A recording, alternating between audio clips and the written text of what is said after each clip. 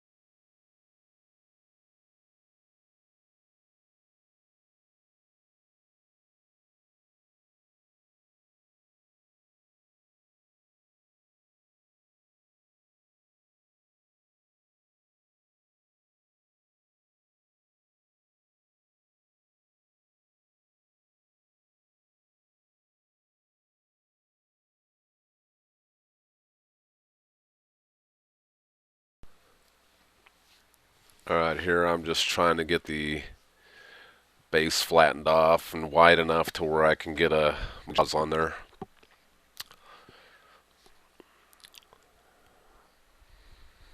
Using a carbide tool for this. I don't have a lot of time to turn during the day, so I try to speed up the process as much as I can. I do love the feel of shavings coming off the gouge, trust me. And I do all my finish cuts with gouges and stuff, but for me to clean out the end here, it's just as easy for me to grab the scraper and scrape it off, because I still have to turn a bunch of this anyway. So, and later on I mess up and make the tenon too small for the jaws, so I have to cut it back and redo it, which is good anyway, because I wanted to take out part of that knot on the bottom.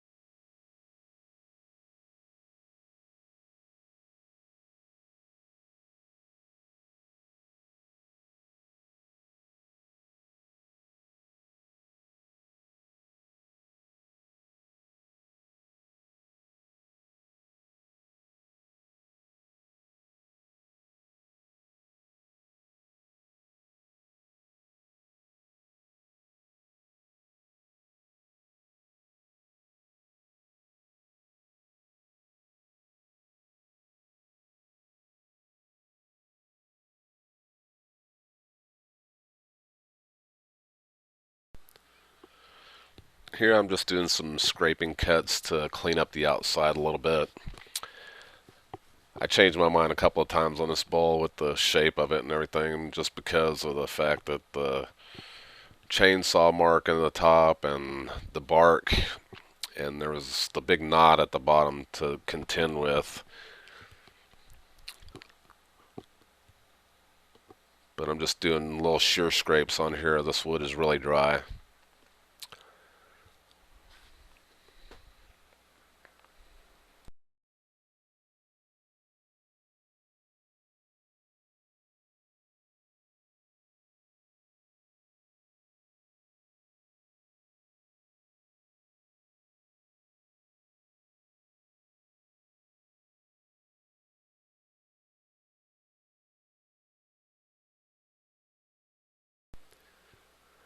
just flattening off the top here, make it easier to get a good cut and see what I'm dealing with. I have a pith here that I need to get rid of too, so we'll see how it turns out.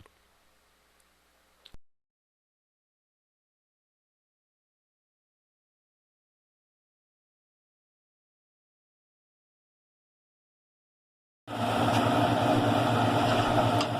have to apologize sometimes where my hand covers the camera. I've held the chisels like this ever since I was a kid. My papa used to make me practice with a skew when I was a kid, and it's the only way I could control it, the direction of it, was to have my hand on top. I can cut with my hand below. You can see here the problem I have is that I cut off my thumb.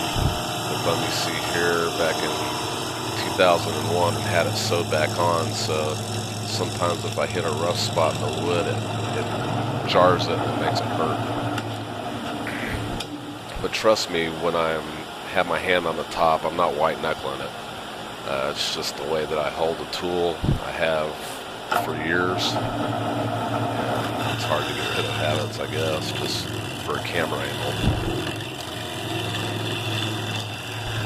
I'm going to show you here in a minute that you don't have to strangle the tool with your left hand, or depends on which hand you're turning with. I'm going to get a good cut going here in a second, and I'm just going to take my hand right off of the chisel and just have it up against my hip.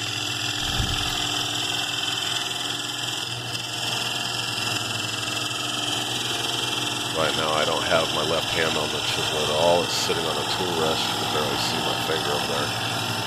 But that just shows you that if you have a good flat surface that you're cutting on, that you don't really have to put a lot of pressure on the tool. Just keep it on the tool rest. The motion of the wood coming down holds the tool down on the tool rest. You just have to control it in rough territory, or to help control your direction as a pivot.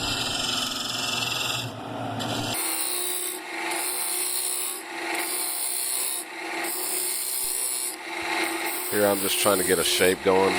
I don't really want to make this a bowl, because in the middle here it's really got some beautiful grain. So I think I'm going to try to make like a vase for my wife, and just leave the middle section sticking up, and kind of like a hollow vessel. But I'm not going to put a cap and a finish on it. I'm just going to leave it like it is, so she will put dry flowers in it or whatever she wants.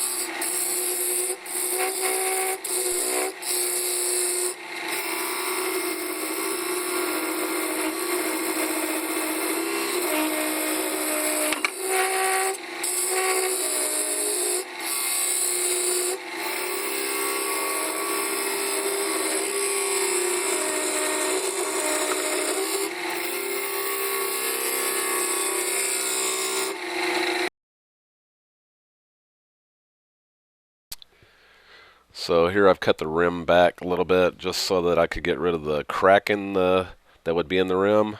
Also the chainsaw and the bark inclusion.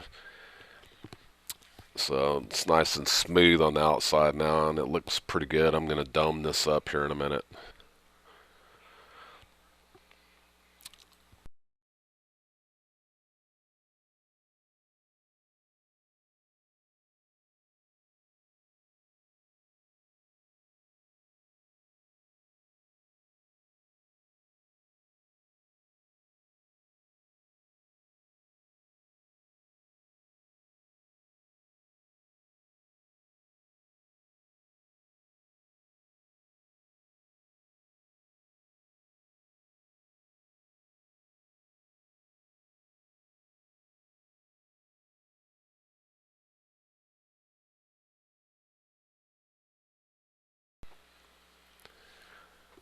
Here I'm putting sanding sealer on, which is just thinned out lacquer.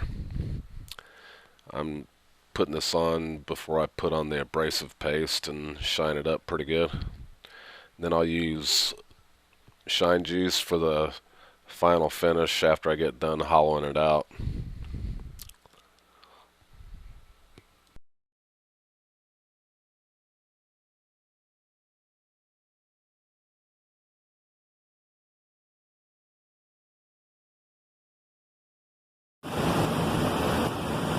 Sorry I lost a video of me drilling this out, but basically I used a 2 1/4 inch fortune bit to drill out the top. Here I've already hollowed it out a little bit.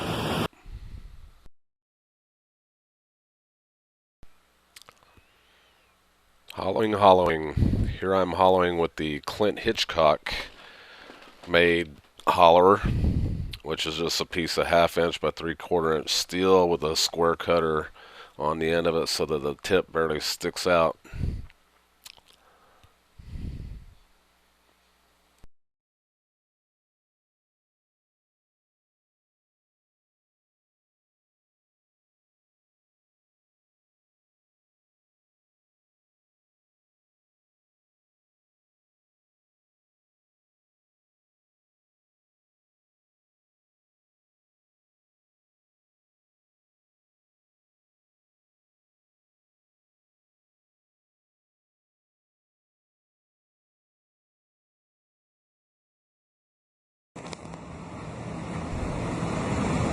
After sanding and putting a couple coats of shine juice on the inside and another couple on the outside, this is the finished thing.